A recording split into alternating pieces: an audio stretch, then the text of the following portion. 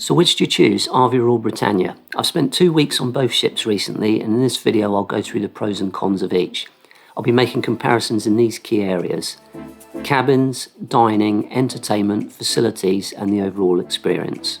But first, here's the main specs of each ship, the main point being that Arvia is much bigger and a lot newer than Britannia. So starting with cabins, Arvia's standard inside felt pretty tight and storage isn't great as there's only small shelves by the beds and you get a cupboard with shelves beside the bed. Now here you get a double wardrobe on the left and a sofa, which is a plus. The bathroom though is very tight. Now the Britannia inside on the other hand seemed more spacious with proper drawers between the beds and a full desk and chair under the TV. Although the trade-off is there's no sofa in this room.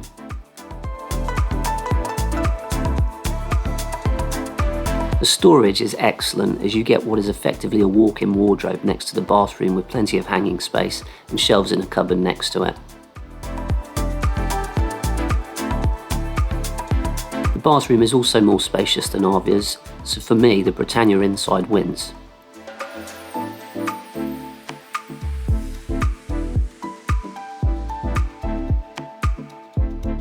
Moving to the Arvia balcony, there's a big improvement with the space and storage. It's a lot more inviting with a nice modern feel, although you still only get the small shelves by the beds.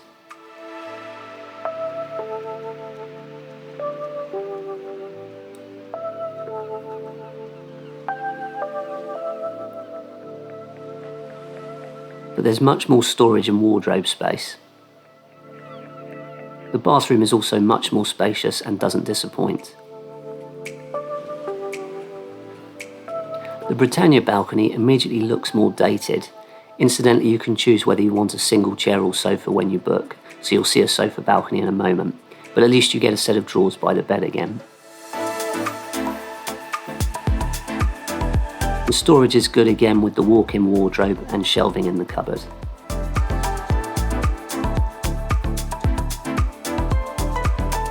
The bathroom is also fine, but it's not quite as spacious as the Arvia balcony cabin. This bathroom is exactly the same as the Britannia inside.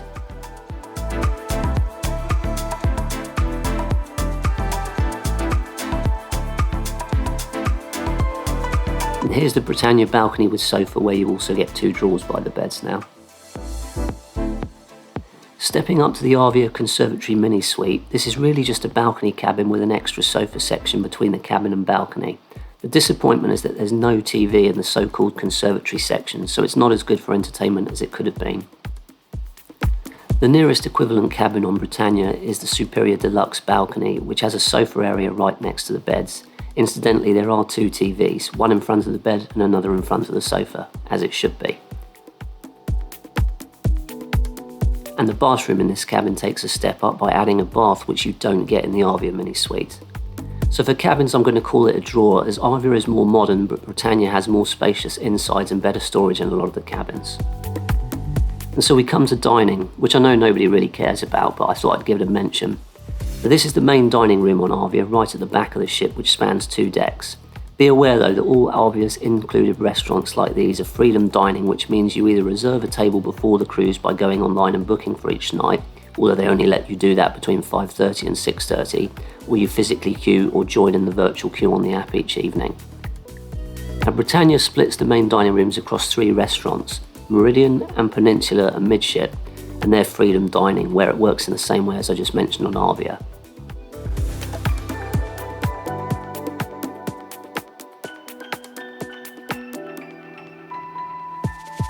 But there's another option on Britannia with the Oriental restaurant, which offers club dining at either 6:30 or 8:30 PM. You'd have to request this when booking the cruise, but I like this because you don't have to wait for a table or book in advance. You just show up each night at the appropriate time.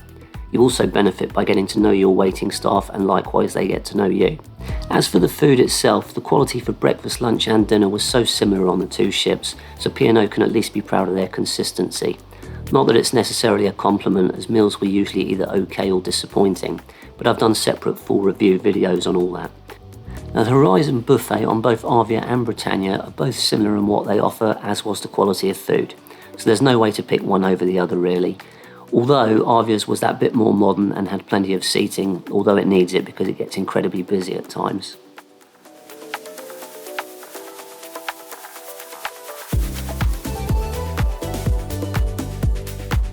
Again, with the deck food, both ships are neck and neck, offering the likes of pizzas, hot dogs, burgers and fries. Just remember, we're not talking gourmet burgers here, but they're fine for a quick bite when you don't want a big meal.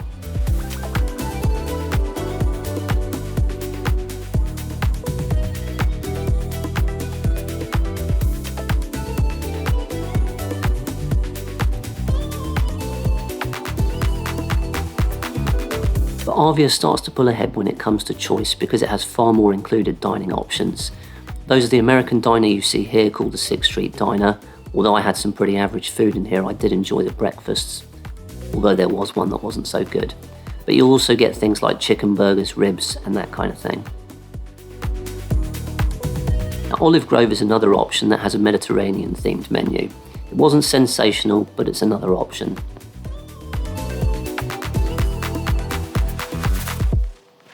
Now the Keys on Arvia is well worth the visit because you've got several options and a kind of buffet setup. First you have fish and chips, which was always pretty good. Next you have fusion with various Asian food.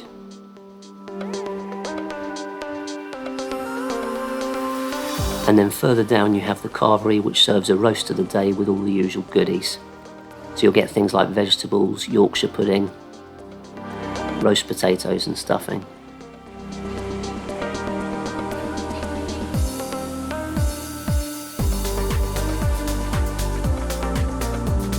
Coming on to the specialty restaurants, the Epicurean on each ship was very similar, although I think my meal on Arvia was fractionally better than that on Britannia.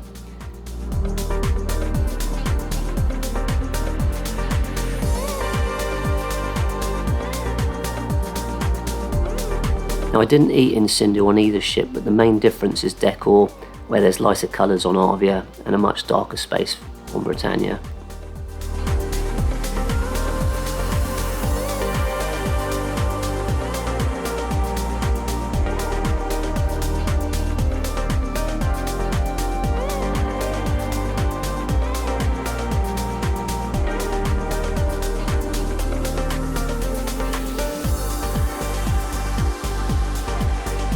Now the glass house is part of the atrium on Arvia, and so you don't feel especially sectioned off from everyone, but the food was really good. I ended up eating in here twice, and both the mains and the desserts were all really good.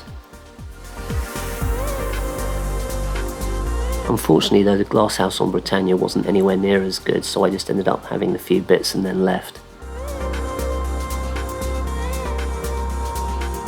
The beach house was good on both ships and is a real favourite of mine. The service was good on both ships, although on my second visit on Britannia everything was taking a long time, which made no sense as the restaurant was very quiet when I was there, but the food was always of a good standard. Now the Keel and Cow is the Ace Up Arvia's sleeve because Britannia doesn't have this, and it serves really good gastropub food. You can actually get breakfast, lunch and dinner here, which is all paid for on an a la carte basis. I tried the burger, steak and a full chicken, which was all very good. The Green & Co is also only on Arvia, and this offers a plant-based menu, so it's very much healthier. Suffice to say I didn't eat here, but I heard good things. So for dining, Arvia easily takes the win here because it has so many more included in specialty restaurants, but to avoid queues you need to think about booking tables in advance. But I'll reiterate that the standard of food on each was very similar. On to entertainment, the theatre on Arvia has a range of shows covering West End style productions, comedians and singers. The big one here is called Greatest Days, which is a story of Take That as a musical, which seems to go down well with people. But Britannia has similar shows, but it doesn't include that Take That musical. The clubhouse on Arvia is a large lounge at the back of the ship and usually has a live band most nights, followed by a DJ to take you into the late hours. The band play things that you'd expect, Motown, 80s, that kind of thing.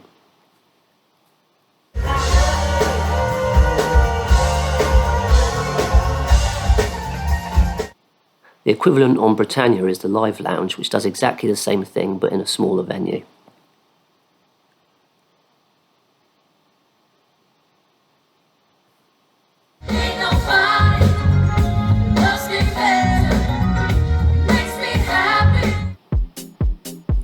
The Limelight Club on Arvia and Britannia are paid venues where you get a meal and watch a show, usually from the likes of an X Factor type performer or similar. On Arvia though, after 10:30 they usually open it to everyone and have a live band that offers an alternative to the clubhouse. On Britannia it's just the paid shows. Arvia's Sky Dome is a great entertainment spot where they have live bands, occasional films on the big screen and regular shows in the evening. The acoustics are terrible, but it's a good looking venue, so that helps. The Crow's Nest on each ship were very similar and they both have a piano player in the evenings, but it's a great spot for relaxing in the days too.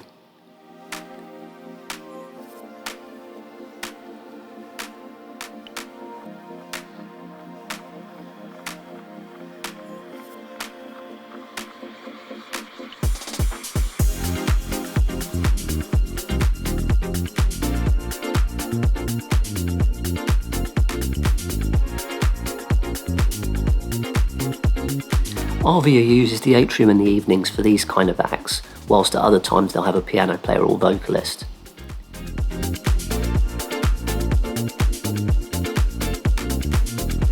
Britannia keeps it more simple in the atrium with either a piano player or vocalist in the evenings. The Brodie's pub on each ship was very similar, providing a place to watch sports on the TVs, various quizzes and the occasional pub-style musician.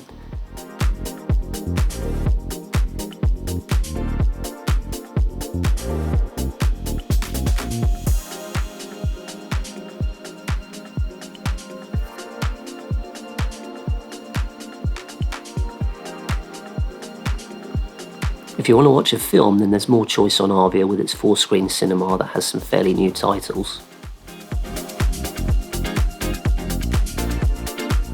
Britannia, on the other hand, only has the 1 screen, so there's less choice, but they do change the film every day.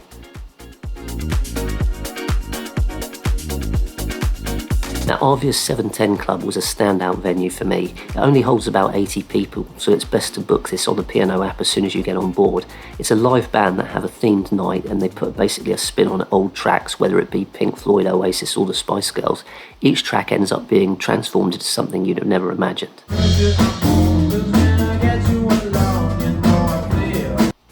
So for entertainment, it's another win for Arvia because there's so much more on offer. I haven't even covered things on Arvia like the Mission Control Virtual Submarine Escape Room. Now onto each ship's facilities, I'll start with the pools. Arvia has the swim-up bar and infinity pool at the back of the ship. And there's another infinity pool above that.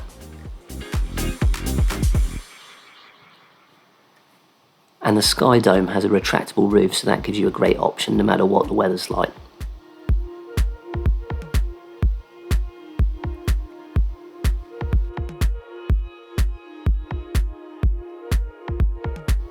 The beachcomber pool is toward the front of the ship and has a nice seating area and bar.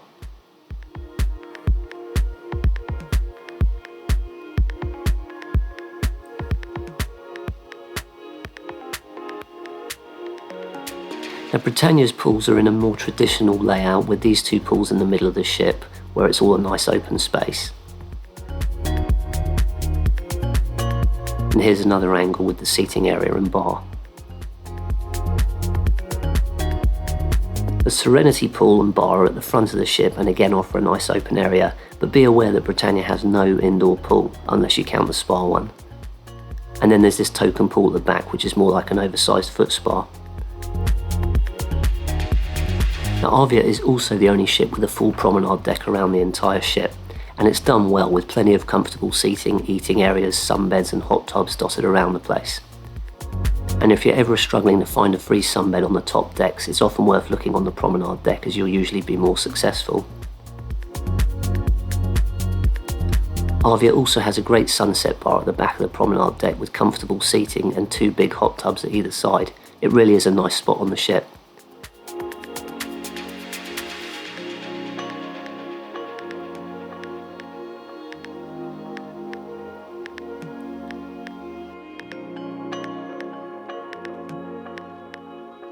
And here you get a great view of the sunset bar from the top.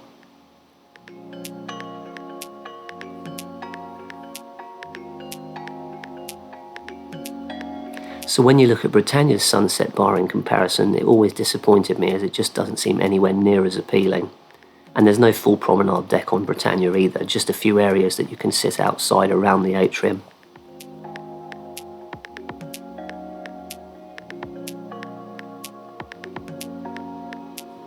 terms of activities, Arvia has the Skywalk ropes course on the top deck with a sports court for basketball and football beneath that, as well as some mini golf.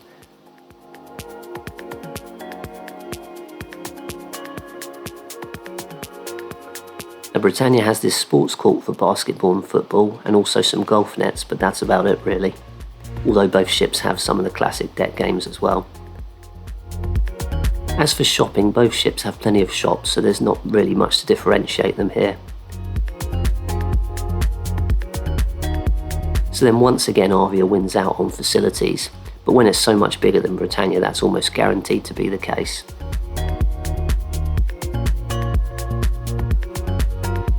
The overall experience on each ship was definitely different. Arvia's atrium is the heart of the ship, and it feels light and spacious thanks to the light colours and floor-to-ceiling glass on either side that gives you great views of the ocean and ports. Britannia, by contrast, uses darker colours and doesn't have all that glass on either side to give you anywhere near as much natural light, but it's still a nice space. But these atriums sum up the look and feel of both ships pretty well. The service on each ship was very similar, be it in the restaurants, bars or with cabin stewards. But the biggest difference was really down to the size of the ships, because Arvia is huge, and it fills it. You really notice the extra mileage you're doing walking around this ship, although that may not be a bad thing if you're eating all that food. Now, Britannia is a lot smaller, although by no means a small ship, but it always felt more manageable to get around and seems to have a more cosy atmosphere overall. So I'm calling it a draw in experience, but that means the overall winner is Arvia by 5-2. Now, whilst Arvia comes out on top in terms of the point system I've used here, it really depends on your priorities as to which is actually better for you, because Britannia might be the better choice if you prefer smaller ships, or if you like the idea of club dining where you've got your own set dining table each evening, not to mention the more spacious inside cabins and the nice flowing top decks, compared to Arvia's top deck maze in comparison. But if you're after lots more options, then Arvia is definitely the way to go. If you've enjoyed this video, then like and subscribe for more of this YouTube gold coming soon. Thanks for watching.